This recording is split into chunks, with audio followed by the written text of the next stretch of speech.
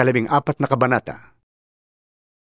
Nakarating kay Herodes na pinuno ng Galilea ang balita tungkol kay Jesus, kaya't nasabi niya sa kanyang mga lingkod, Si Juan na tagapagbautismo yun. Siya'y muling nabuhay, kaya't nakakagawa ng mga himala. Itong si Herodes ang nagpahuli kay Juan. Ipinagapos niya ito at ipinabilanggo dahil kay Herodias na asawa ng kapatid niyang si Felipe, sapagkat sinabi ni Juan kay Herodes, Hindi matuwid na magsama kayo ng asawa ng inyong kapatid. Ibig ni Herodes na ipapatay si Juan, ngunit natatakot siya sa mga Hudyo, sapagkat kinikilala nilang propeta si Juan na tagapagbautismo. Nang sumapit ang kaarawan ni Herodes, sumayaw ang anak na babae ni Herodias sa harap ng mga panauhin. Labis na nasihan si Herodes, kaya't sumumpa siyang ibibigay sa dalaga ang anumang hingin nito. Sa udyok ng kanyang ina ay sinabi ng dalaga sa hari, Ibigay po ninyo sa akin ngayon din, sa isang pinggan, ang ulo ni Juan na tagapagbautismo. Nalungkot ang hari, ngunit dahil sa kanyang pangakong narinig ng mga panauhin, iniutos niyang ibigay sa dalaga ang ulo ni Juan, kaya't pinapugutan niya ito sa bilangguan. Inilagay ang ulo sa isang pinggan at ibinigay sa dalaga. Dinala naman ito ng dalaga sa kanyang ina. Dumating ang mga alagad ni Juan, kinuha ang kanyang bangkay at inilibing. Pagkatapos, ibinalita nila kay Jesus ang nangyari. Nang marinig ni Jesus ang pagkamatay ni Juan, sumakay siya sa isang bangka at pumunta sa isang lugar na walang tao. Nang mabalitaan naman yun ng mga tao, sila'y lumabas ng mga bayan at palakad na sumunod sa kanya. Pagdating ni Jesus sa dalampasigan, nakita niya ang napakaraming taong iyon. Nahabag siya sa kanila at pinagaling niya ang mga may sakit na dala nila. Nang dapit hapon na'y lumapit sa kanya ang mga alagad. Sinabi nila, Malapit na pong lumubog ang araw at ilang ang lugar na ito.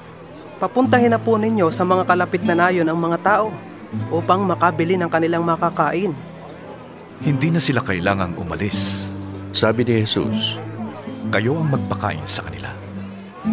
Sumagot sila, Wala po tayong pagkain, kundi 5 tinapay lamang at 2 isda. Dalhin niyo rito. sabi niya. Pinaupo niya sa damuhan ang mga tao. Kinuha ang 5 tinapay at 2 isda. Tumingala siya sa langit at nagpasalamat sa Diyos.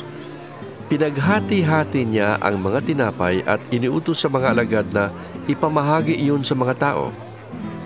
Nakakain ang lahat at nabusog.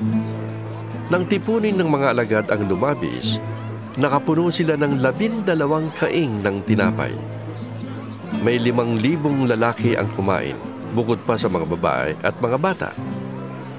Agad pinasakay ni Jesus sa bangka ang mga alagad at pinauna sa kabilang ibayo. Samantala, pinauwi naman niya ang mga tao. Matapos niyang paalisin ang mga ito, umakyat siya sa bundok upang manalangin. Nag-iisa siyang inabot doon ng gabi.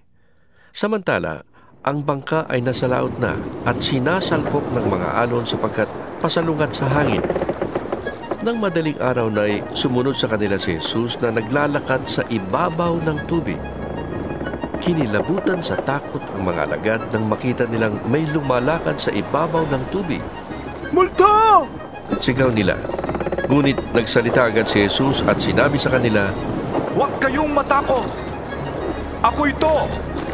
Sinabi ni Pedro, Panginoon! Kung talagang kayo nga yan, papuntahin ninyo ako sa inyo diyan sa tubig! Sumagot siya. Halika! Mula sa bangka, lumakad si Pedro sa ibabaw ng tubig papunta kay Jesus. Ngunit nang mapansin niyang malakas ang hangin, siya'y natakot at nagsimulang lumubog. Panginoon! Sagipin ninyo ako! Sigaw niya. Agad siyang inabot ni Jesus. Bakit ka nag-alinlangan? Napakaliit ng iyong pananampalataya. Sabi niya kay Pedro. Pagkasakay nila sa bangka, tumigil ang hangin at sinamba siya ng mga nasa bangka. tunay nga pong kayo, ang anak ng Diyos. Sabi nila. Tumawid sila ng lawa at dumating siya sa baybayin ng Genesaret. Si Jesus ay nakilala ng mga taga roon at agad nilang ipinamalita ang kanyang pagdating, kaya't dinala ng mga tao ang lahat ng may sakit sa buong lupaing iyon. Hiniling nila kay Jesus na mahawakan man lamang ng mga may sakit ang laylayan ng kanyang damit, at ang lahat ng gumawa nito ay gumaling.